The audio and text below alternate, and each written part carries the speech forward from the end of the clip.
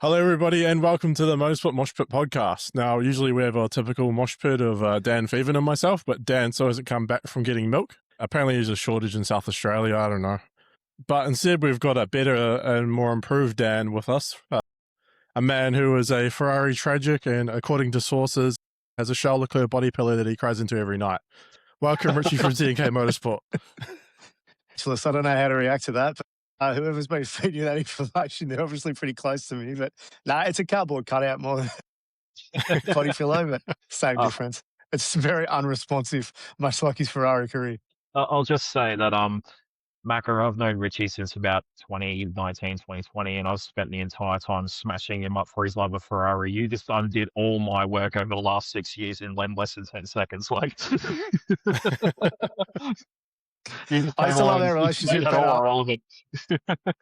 I used to love our relationship better, Steve, when I could bag you about the Honda McLaren partnership, but that's skyrocketed. So you're actually winning things now. It was a long time. Cool. I guess we've got the new season starting. I like to think that the last few races was kind of like 2026 Part A, and this is 2026 Part B. It almost feels like a new season in some ways. I guess, Richie, obviously, Fev and I have already talked about the current F1 regulations, but I'd like to get your opinion on the current regulations at the moment. Yeah, look, I've still got splinters in me backside, to be honest. I want to hate them. Everyone my age seems to hate them. The last 4 or 5 weeks has been actually a really good time to really deep dive into the history of F1 and go, well, what is real F1? What is real racing? Realistically, there hasn't been anything real since probably the 60s and 70s. The rose-coloured glasses are a great thing, but you have a look back through the late 80s, 90s, 2000s. There was always a period of 2 cars dominating, and a lot of the 90s and 2000s V10 era races were batshit boring. Let's be honest. Not a lot of overtaking for the lead. If it was in the pits via a jammed gun or a dodgy fuel rig or something like that. So I want to say that I hate them, but at the same time, some of the greatest action we've had in the last probably 20 years of F1's been in the first 3 rounds. China with the 2 Ferraris, Australia with Leclerc and Russell, Japan with pretty much everyone. What have we had? I think we've had more overtakes in the first 3 races than we did the whole of last season. I think I may have read somewhere. So it's crazy. Again, I want to dislike them because I don't like hybrid. I don't like all this deployment of battery, but it's creating a spectacle. Is it creating great racing? That's your interpretation of that's open for your interpretation of what great racing is. But it's definitely kept you awake. I mean, we've had 3 daytime races in Australia, but it's going to make for interesting racing at 12:30, 1 o'clock in the European summer, our winter, when there's 5, 6 overtakes for a lead in 1 lap. So I'll leave it at that. I'm not hating it. I'm not loving it. I'm picking splinters. So you're saying you're 50-50 on it? Much like the ICE VV split, yeah. Well played. Sorry, I had to chuck that in there.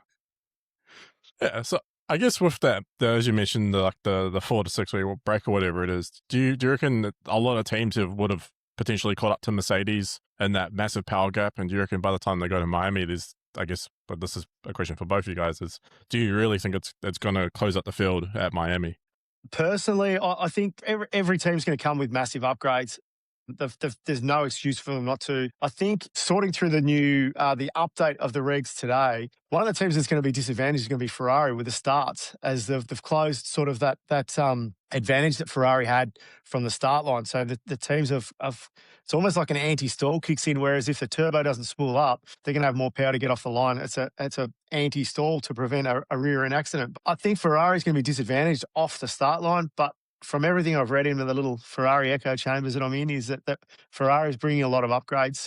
McLaren apparently are bringing a lot of upgrades too. Haven't heard much from outside of those 2 teams, but I'd be very surprised if Miami is a completely looking different grid in terms of every team bringing massive upgrades.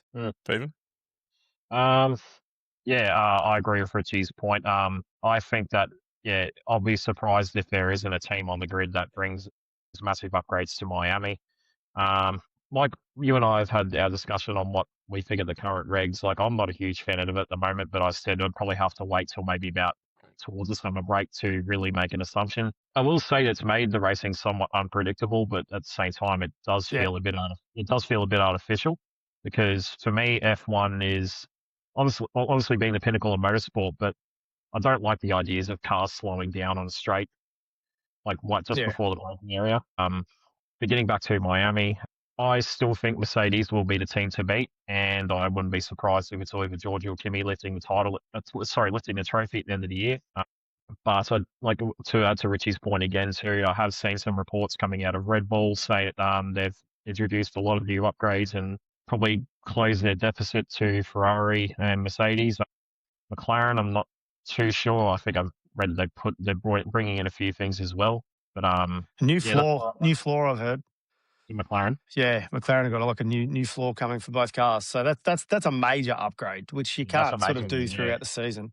Well, I mean, so that's good for them. I mean, if you look at Piastri's race in Japan. I mean, Norris was nowhere in Australia. But look at Piastri's race in Japan and see how well he actually did. I'm wondering if like the McLaren's not as bad as what first thought. Like I'm obviously being a McLaren fanboy. I really hope they can take the fight to Mercedes, but I don't see it being another 2025 season. Yeah, it'd be interesting to see which teams can close the gap come this next round. I still think Mercedes is going to be the team to beat, like I said. But I think it's going to be this next 4 or 5 races is going to be more a McLaren Mercedes battle than a Ferrari Mercedes battle. This is just my opinion. McLaren has taken a long time to get up to speed with a new engine and made it to their chassis. And I think they will have made those steps over the last sort of 4 or 5 weeks. They'll be a real player. They'll be in pole contention. They'll be in race win contention for the next 4 or 5 races. Yeah, that's if Red Bull join them as well, then that's awesome. We'll have, potentially 4 race-winning cars and teams on the grid for the first time in a long time. Yeah, exactly. But also, too, like I said, look at leading back to Piastri's race in Japan. Like if a bit more luck fell his way, he would have won that race, and that's the first proper race he started all season. But just quickly you touched on Red Bull. I'm hoping that Red Bull can get back in the fight because we have seen with Verstappen in the past, he doesn't need the best car. He just needs a car he's happy with. He'll be up there putting the thing on the front line. So, and not to sound like what do they call Verstappen shagger at the moment, but we need Max up the front fighting with those guys because if you don't, I agree with your comment you made ages ago. He is like Schumacher. He is probably the most realist thing since Schumacher retired. He's just got that presence. He's like Senna. You see that yellow helmet in your rearview mirror, and all of a sudden you're second guessing moves and placement of car and things like that. And Verstappen's got that aura about him as well, where say for a Russell or a Norris, if it's Piastri or Leclerc behind them, they put the wings out and they drive as per normal. But if it's Verstappen behind it, all of a sudden they're checking mirrors. He's just that driver, and to have him up hunting podiums and race wins, it would be the best thing for this season. Yeah, exactly. What's your thoughts, Marco? I'm really seeing like shades of 2022. I reckon. I just have a feeling that like in 2022, there's one team that kind of. Ferrari came back and they were kicking ass at the start of the year. That was all looking promising, and we all know how that turned out because everyone else caught up and understood ground effect and things like that. I have a feeling that's going to happen here. I think that there's going to be a lot of teams that will start to understand these engines like McLaren and how to best utilize those engines and the power and things like that. And then from there, I think it's going to be there's going to be some teams stepping up, especially in Miami and onwards. Especially, I think once you get to the European break where there's a significant amount of development in that time, I think we're going to see a very close field. The teams like Red Bull and stuff who probably have had a very average start and they're getting kind of not showing up, but they're having to fight against their sister team. They will start to step up. So I hope the field's closer this time, but we never know. Maybe Mercedes have played another game before each year, so who knows? And that's the other thing too. Like all these teams catching up to Mercedes, it's not like Mercedes has taken the last 4 weeks off as a break. They're going to be developing and upgrading as well. So whether or not all the teams have caught up to Mercedes and then Mercedes has raised the bar again, that's what we'll find out this weekend. Yeah, I can definitely imagine like Toto Wolff just like whipping his like engineers like faster. He actually does. Yeah, he's actually got a full leather sort of suit that he sits back in. Allegedly. Yeah. Well, I mean, you saw his probing device he had on George Russell at the F1 exhibition, allegedly. I think there've been a lot of devices in that track facility. Trying to bring things back on track. The other thing we've got too is a extended practice session on a Friday. So it's a sprint weekend, so we don't have the FP1, 2, 3. I got an FP1, but it's been extended out to 90 minutes as opposed to the normal 60. So that's an extended test session, I guess, for the guys as well. So realistically, you should have a pretty good picture by Friday of where we're at because it's a session and a half. So we should get some race runs, quali sims, all that sort of thing done on the Friday, which you don't normally get until halfway through the day on the Saturday. So that picture should become a little bit clearer a lot sooner than a normal race weekend. And also being a sprint weekend, it's going to totally go against everything I'm saying here. The water might be a bit murky in that the teams are going for race pace instead of sprint pace. So you could have some outliers in the sprint quali and race, also surprising. Yeah, it'd be interesting to see what teams also just use the fact it's a sprint weekend and even use the sprint race just to gather data. Absolutely. Yeah. Just get cars ready for a race trim. Yeah, it's going to be a big unknown. Like, I'm happy that F1's returning. Feels like, 3 rounds and you already had more than a summer break worth of waiting times. Yeah, that's why I'm calling this 2026 Part B. Yeah, 26B. 26B. Rap. Yeah, but I guess probably the best next thing is, like, shall we make some predictions? I'm happy to do that. Stephen, you start off. You're a wise man. That's a hard one, actually. It's hard not to say that you think that both Mercedes will probably be in the top 3 come Sunday afternoon. I think this weekend, after back-to-back wins for Kimi, George will be out for redemption, so we can see, like, if Mercedes is still at the advantage that they have, that they had at the start of the season, I could just expect to see a dogfight between him and Kimi all race long, but I've got a feeling Kimi will come out on top. So I'm actually just going to put those two straight on the top 3. Third, that's going to be a hard one. I'm actually going to go Lewis. Don't know why, I just got that feeling. Okay. Yeah, I just think he seems as a thing, and the reason I do say that is because, like, we haven't seen the Hamilton that we saw for years on end since the ground effect era, but in this regulation set, he seems to be enjoying himself a lot more. And yes, we have definitely seems to suit his driving style. Yeah, we have our opinions on him, but he seems to be a lot happier in himself. And we know that when Lewis is happy, that results do come. So I wouldn't be surprised to see him on maybe the back end on the podium somewhere. I'm going to go Lewis third, Kimi and George. I'm not really sure who will come out on top there. That's my prediction. Well, I'm gonna wind the clock back 12 months, and Kimi Antonelli got a sprint pole and a top 2 or 3 quali he did too, in the didn't race. he? So Yeah. I'm going to go Kimi's going to do the double. He's going to do the sprint and round win or race win, feature race, whatever you want to call it. And on top of that, he's going to stamp some dominance on not only this season, but also the partnership with Mercedes. Toto Wolff loves the number 1, loves a winner. I think in the next 2 to 3 races' time, you're going to start to see a real clear leader in that team, and I think it's going to be Kimi Antonelli. As far as the minor placings go, I think McLaren's going to really step it up this week, which is bad news for myself and every other Ferrari fan, but I think they're going to jump over Ferrari. I think, celebrate.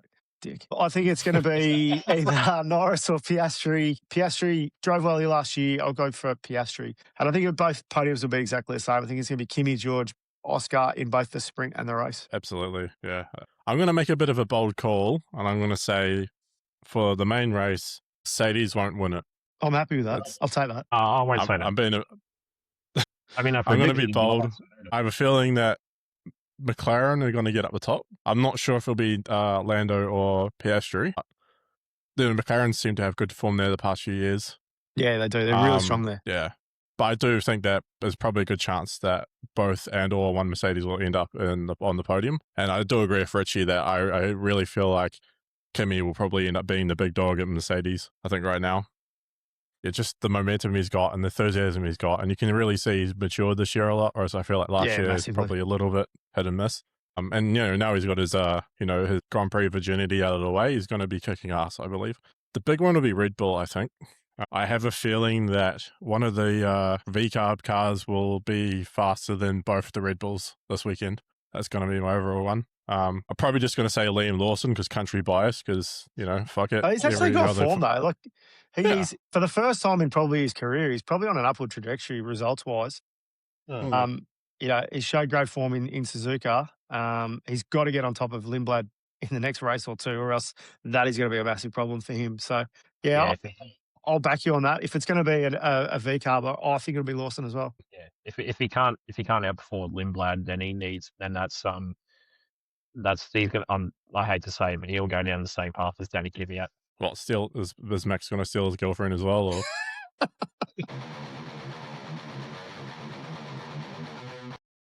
Yeah, so I guess Miami in general, like, it probably hasn't really been the greatest racetrack in terms of just racing. And it throws up weird scenarios with we've got that crossback section where they go underneath the freeway. There's a real tight right, left. So Miami always throws up weird little scenarios. We had a good race last year with Oscar leading and then Lando taking forever and a day to try and get past Max. Mm. Obviously, we're not going to have that this year where you've got Max, roadblocking the McLarens, but there's always something seems to happen in these races. Even when Lando won in 24, I think from memory that was a safety car affected race in terms of he got his strategy done fairly early, so it allowed him to win. That's when Max took out the bollard as well. Yeah, so there's always little things like that happening. There's the Komodo dragons or lizards or whatever out on track. There's those odd things that happen at Miami. So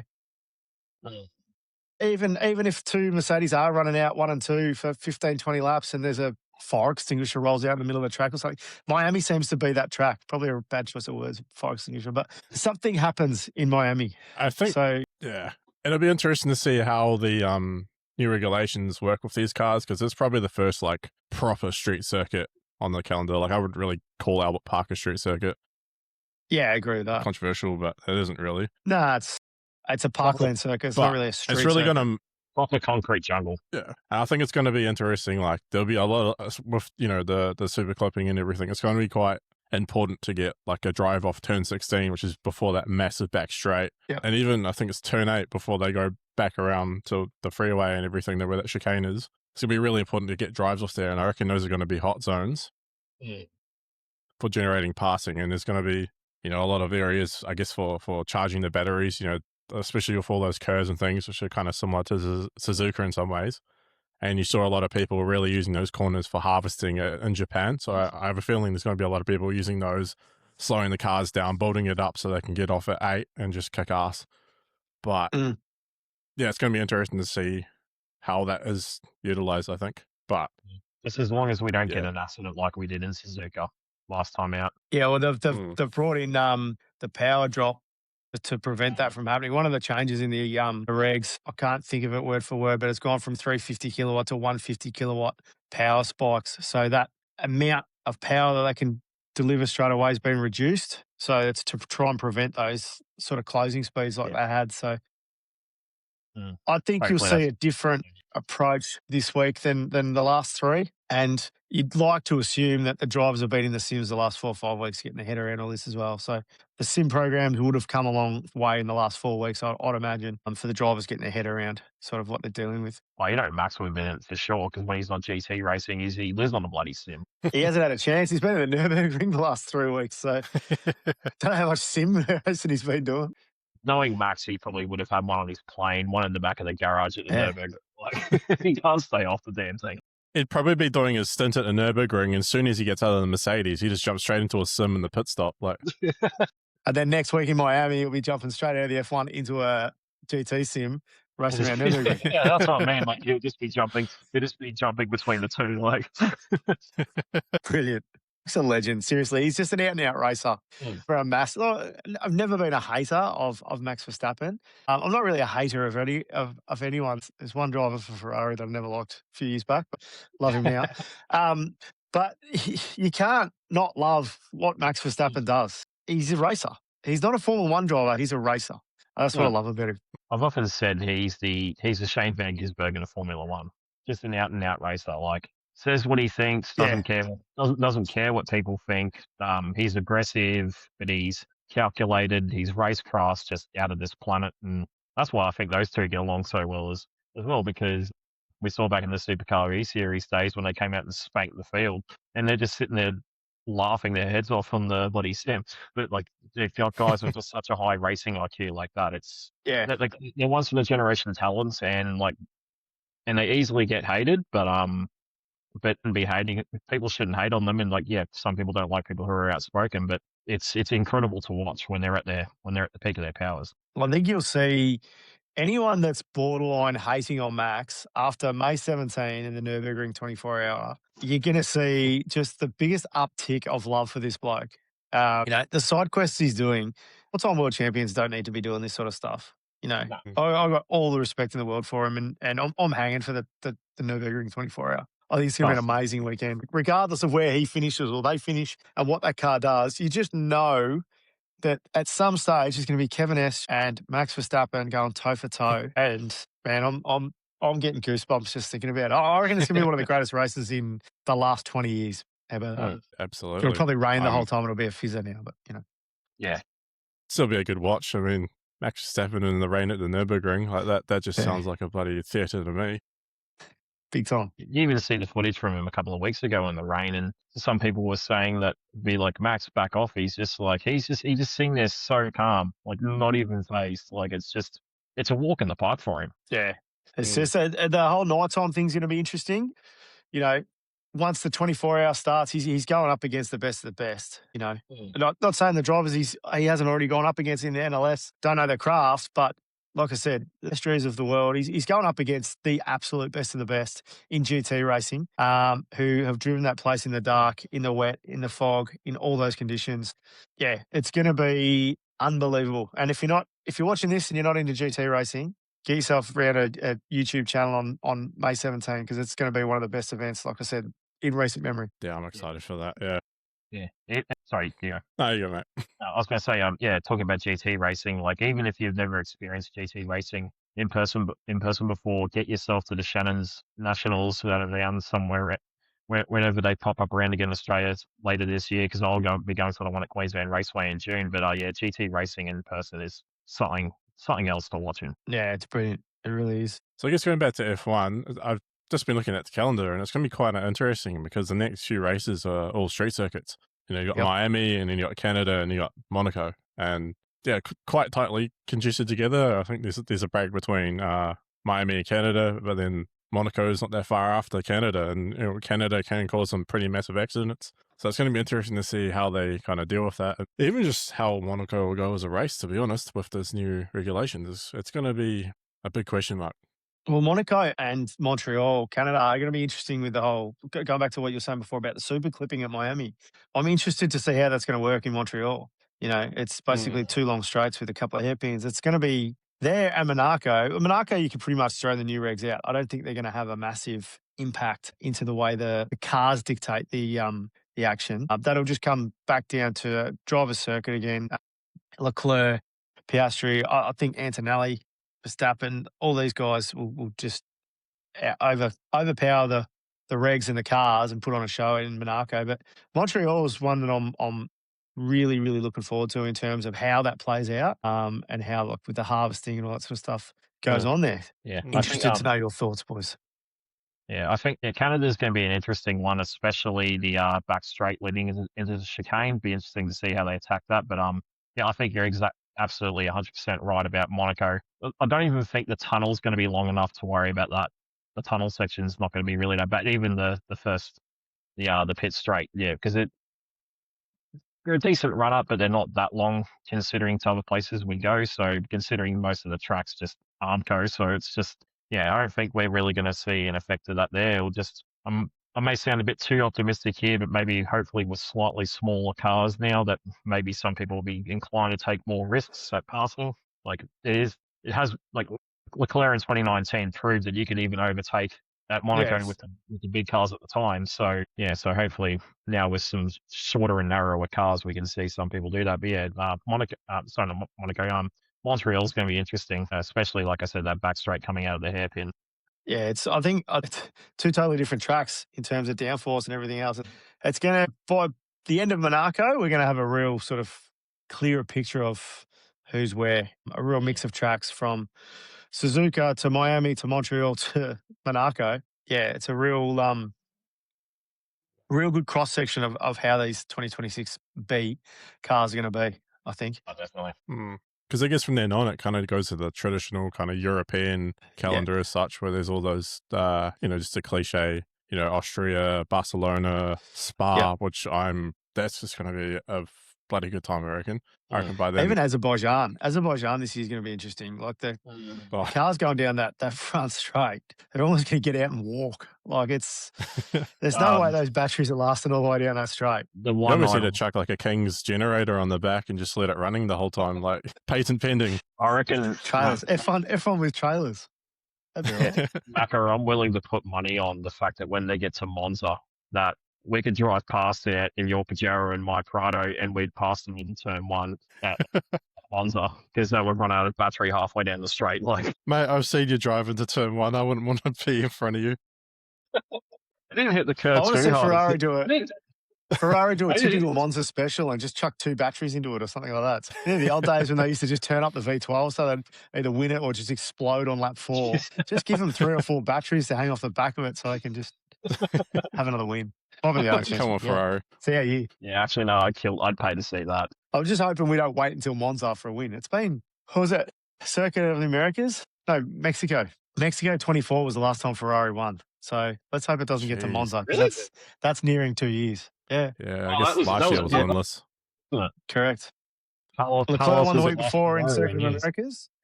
And then Carlos won. So we had 2 in 2 weeks. And then that's all You're she not wrote. counting the sprint in China? I don't count. Good man. We've won more Le Mans in the last 2 years than we have Grand Prix. Put it that way. That's a stat for you. Crazy. I'm hoping that Ferrari does well. It's always, the sport's always better when Ferrari is competitive. And I think last year, even, I grew up as a Schumacher fan, and I like seeing Schumacher down in the dumps, Ferrari down in the dumps last year was a bit of a bad sight. But to see them back there this year has been quite engaging and quite invigorating. And, Lewis seems to have a bit of a swagger back, and Charles definitely fighting. And, I think if they can keep that momentum up, that there's definitely a potential for a couple of wins there. And hopefully they can keep fighting. Yeah, look, I'm not going to say I'd be surprised if we don't win a race this year, because as a seasoned Ferrari fan, nothing really surprises you anymore. But I'd be shocked if Ferrari don't get at least 1 win this year. A reinvigorated Lewis, a car is close enough. I think there'll be somewhere. I'd like to see it at Monaco with Charles again, because that's probably one of the top 5 greatest moments, in my opinion, F1's ever delivered, with Charles winning there in 2024. Yeah, that was special. Yeah, that was amazing. So if we can have that on repeat, that'd be awesome. Yeah, even as a McLaren. And then who knows? Lewis might get his first win for Ferrari at Monza. That'd be cinema, isn't it? There'd be a public holiday in Italy after that, for sure. Definitely. The British should probably try to claim it, though, let's be honest. Yeah, well. Il Leone Part 2. I mean, can you imagine if he wins at Silverstone in a Ferrari? What's the reception going to be there? Yeah, that'd be pretty big. Hang on, low battery. Yeah, that'd be that'd be massive. That'd be huge. But I think a Norris winning a McLaren is probably going to be bigger there, to be honest. Now, I think the Silverstone crowd sort of moved on from Lewis and now more Lando based. Yeah, I'll say. But if George takes out the title this year, they'll move on to George. So yeah, possibly. McLaren's a New Zealand team, not a British team. Fuck off, British people. Stop selling our shit.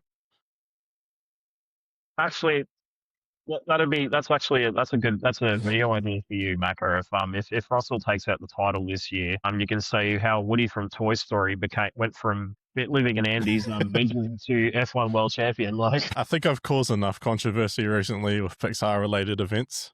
I might need to lay low for legal reasons. I'm just hanging for you to use the "I don't want to play with you anymore" meme when Kimi keeps winning, and that's Toto just going, It's tailor-made for it.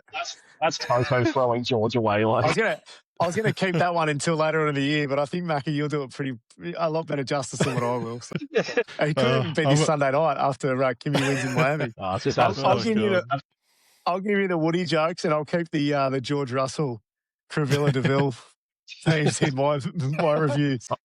That photo of him, that is just the best thing someone's ever captured. Like, just the look he's giving him. It's like, I know Max Verstappen has some of like the best memes at the moment, but just the George Russell, Corella DeVille, it's just like, when did he go from racing F1 cars to wanting to make a coat out of your Dalmatians?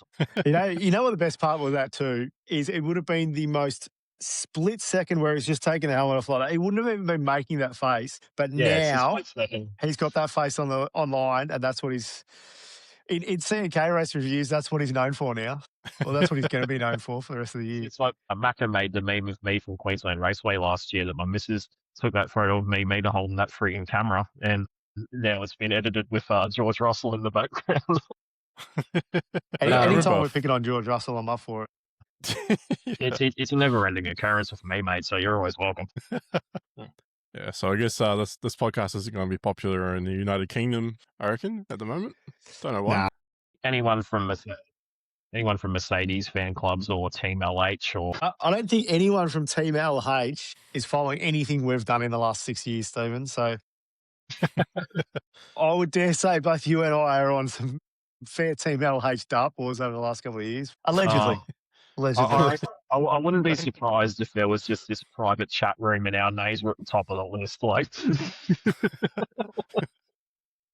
some of the memes and the posts. Somewhere in a lounge room, someone's putting red lipstick on with our names right at the top of the list, which would suit the Team LH sort of theme. But anyway, he's a Ferrari driver now. I love him. Yeah, he's Tofosi's problem now. Sorry to say that. He's got amnesia from anything. I'm just hoping 2025. Just hoping and praying he doesn't come back to McLaren for a farewell tour, because I'm not going to like that one single bit. Like, I reckon he's this year. Next year he'll be driving off into the sunset at the end of next year. If the car was a dud this year, I reckon at the end of this year, him, Verstappen, and Alonso would all be saying goodbye. But I think Hamilton will race next year. I think he signed a 3-year contract, didn't he? So I think he'll fulfill that. There's a 2+1. Okay. But yeah, so like he essentially. And I think the option for 27. Yeah, okay.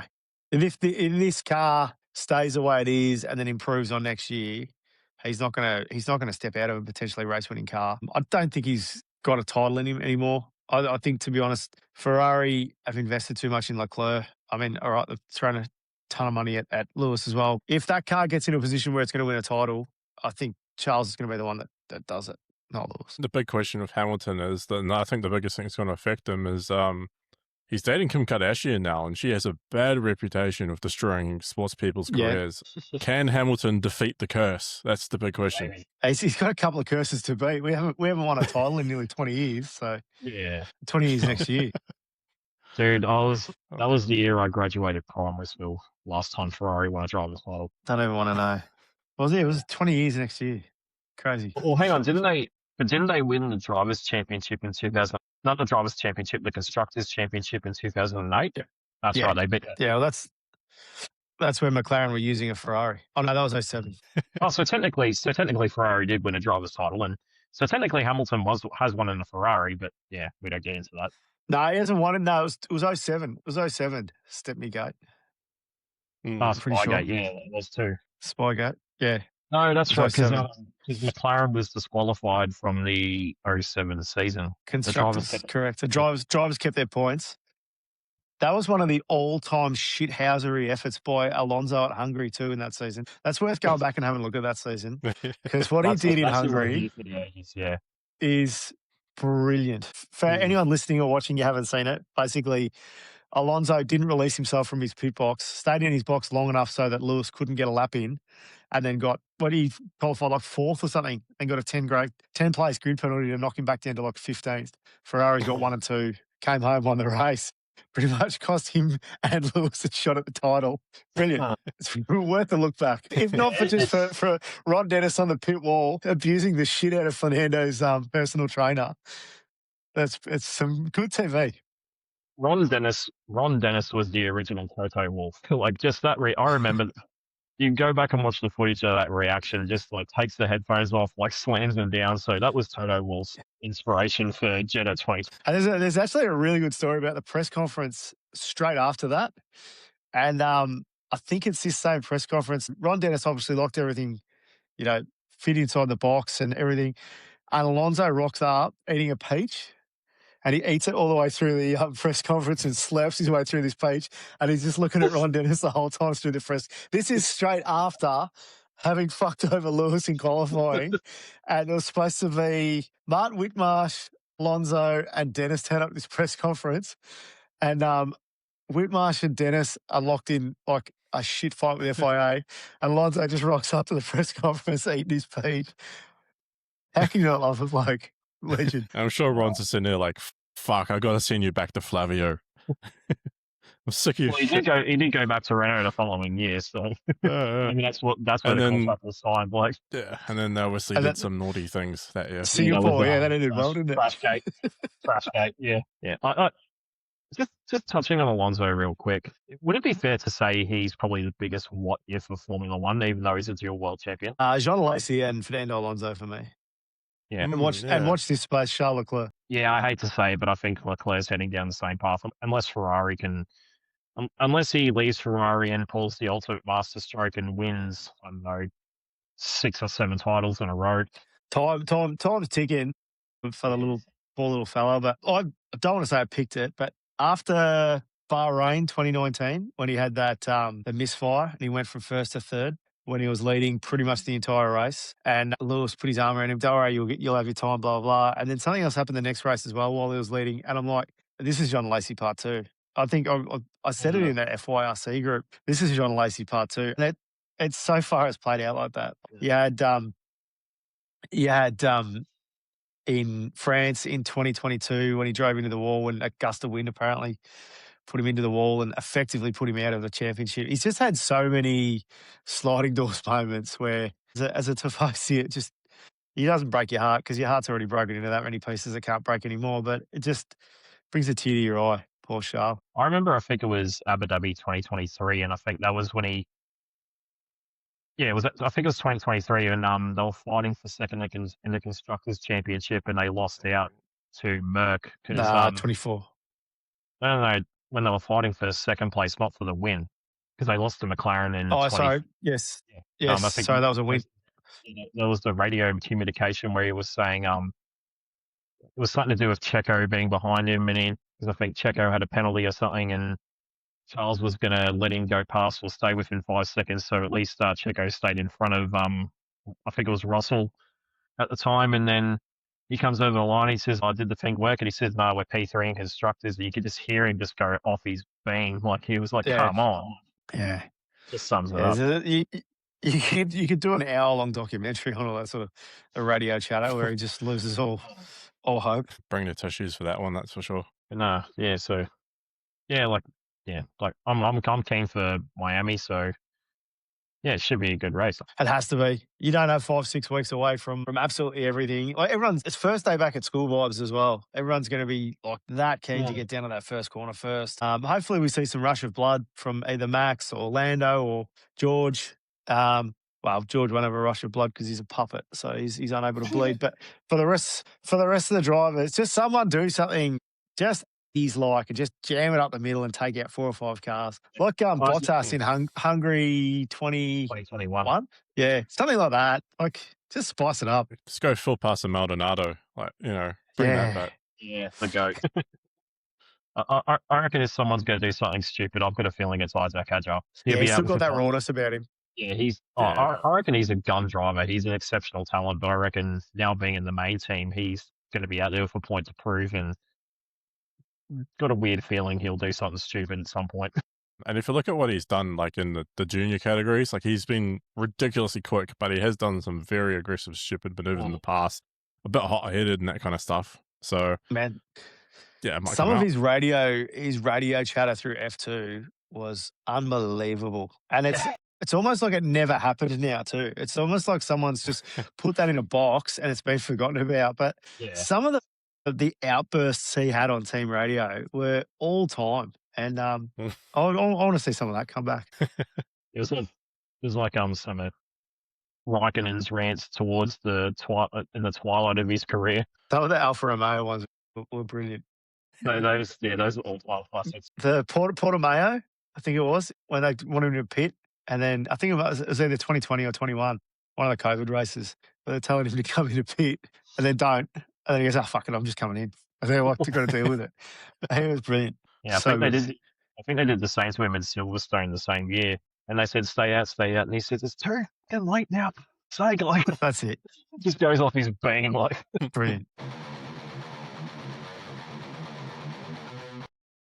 There's actually just one thing I wanted to ask you though, Richie. And so for people who don't know who Richie is, obviously runs a page called CNK Motorsport. Brilliant page. If you don't follow it, you should. Facebook, Instagram, YouTube, all the other socials. But I guess maybe just a bit of a self plug for you here, Rich. But like if you just do like maybe just a 5-minute or whatever, how long, just background as to where CNK all started, and because in our first episode, you probably would have heard like we spoke about where our love for motorsport began. But just to hear your insight of where your love for racing came from and what you're doing now with your brand. Yeah, well, I was born into it pretty much. My dad's been heavily involved with motorsport for best part of 60 years. Yeah, from the very, very early age, I was sort of trackside with my brother, just going from racetrack to racetrack. went to my first Grand Prix in Adelaide in '85. I've been to 49 since, or 48 since, something like that. Close to 50 Grand Prix. As far as a race fan goes, I've always been attached pretty strongly to Ferrari, as you boys well know. I try to keep that sort of out of CNK, but it's creeps in from time to time, especially when Ferrari lose a race or something like that.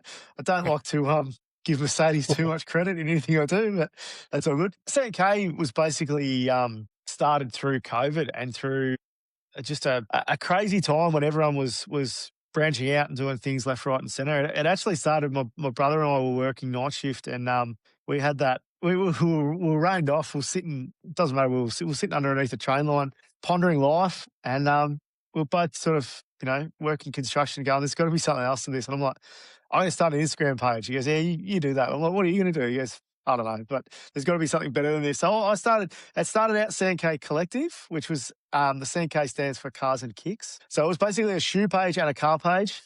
It stayed like that for about 2.5 years, and the shoe stuff sort of wasn't really getting any traction. Not that I was doing it for that, but I was finding myself wanting to post more and more about motorsport. So at the start of 24, I changed to CNK Motorsport, and since then, I've just sort of been going strength to strength in motorsport. Recently just got media accreditation through Motorsport Australia. So we were looking at sort of stepping up again this year through a lot more sort of over the fence content. But basically through time, we've branched out to YouTube, sort of doing race reviews and some specials on YouTube and the like. I'd love to one day do this full time, but I've still got a mortgage to pay for and petrol and food and all that sort of stuff. So for now, I'm still on the tools working construction, but if anyone out there wants to sponsor me, go ahead, go give me money so I can go watch race cars. But basically it's a hobby that's much like yourself, Mac. It's a hobby that's devouring a lot of time. And I've made some amazing friendships through it. Probably most of my closest mates now are people I've known and met through motorsport and through CNK. So it's been a hell of a ride. If nothing else, it's a pretty cool hobby. It's I'm looking at sort of stepping everything up in the next sort of 6 to 12 months. Still doing everything we do on Instagram, but we're solely probably 99% our own content now, whereas we're not ripping stuff offline and all that sort of stuff. We're basically doing all our own stuff. Yeah, that's CNK Motorsport. It's a hobby that hopefully one day I'll make a living from, but at this stage, it's just a bit of fun. It's good to hear, and it's pretty awesome for you to get the Motorsport Australia media accreditation. So I know, that can definitely take a lot of time and effort. It's pretty exciting that, someone like yourself is getting there, and I'm pretty keen to see what kind of content comes out of it in the future. Yeah, and then, like we've talked about this, you and I, Mac, about the whole hand in hand, we're going to take each other to the top, but it's it's something that it just proves that everyday people with a love for the sport can actually go places with it. So I've always sat on the outside edge of motorsport, but I'm sort of hopefully in the next few weeks, months, be really dipping my toes into it and creating something a little bit more official, I guess you'll say. Yeah, I'm keen to see it. It's awesome. Yeah. Like I remember your page from back when it was the original CNK days, and then when you started branching out into more motorsport things and just seeing the traction that you get, I'm like, that's awesome to see. And and you make a good point. It is, you're right when seeing like everyday people who have a passion for the sport able to make I know some people have managed to make a living off making motorsport content. So that's what we're hoping to do here eventually as well. Like obviously, myself, Dan, and Macca have got our own things in the background, but it is a cool environment to come together. And like even when yourself, thanks for joining us tonight as well, because like it is cool to collab with other people who just have that one common interest. Yeah, absolutely. And I've jumped on some podcasts overseas with a few people, and it's always the same thing. We're all trying to just have a bit of fun creating some content. I think we're at that point now where Sky and BBC and the big channels, they're doing great stuff, but people want to see more authentic, real blokes in their garages voicing their opinions. And I think we're sort of, all of us, you guys, some of the Ferrari guys I do some stuff with, Perry Brown, a guy over in the UK I've done some stuff with.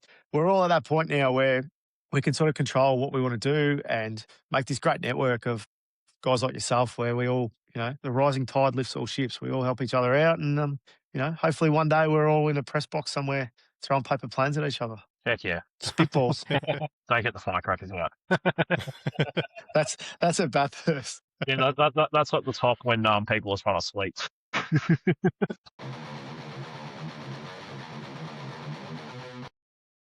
Well, again, thanks everyone for joining us for another episode of the Motorsport Moshpit. Like I said, we did have some guests plan to come up on the show, and we've had our first one now. Follow Richie at CNK Motorsport, Instagram, like I said, Instagram, Facebook, YouTube, and whatever else you're on. I can't really remember. But yeah, if you're not following him, definitely give him a follow if you really want to see some independent content just like us. It's smart ass. Right in the middle of me speaking to and wrap up the show.